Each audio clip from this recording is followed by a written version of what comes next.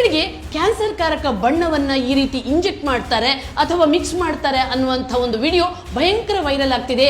ಆದರೆ ಅದು fake video ಅಂತ ನಾನು ಹೇಳ್ತೀನಿ. ಆ ಫೇಕ್ ವಿಡಿಯೋದಿಂದ ಅದೆಷ್ಟು ರೈತರು, ಕಲ್ಲಂಗಡಿ ವ್ಯಾಪಾರಿಗಳು, ಕಲ್ಲಂಗಡಿ ಜ್ಯೂಸ್ ಮಾರೋರಿಗಂತೂ ಬಹಳ ತೊಂದರೆ ಆಗಿದೆ.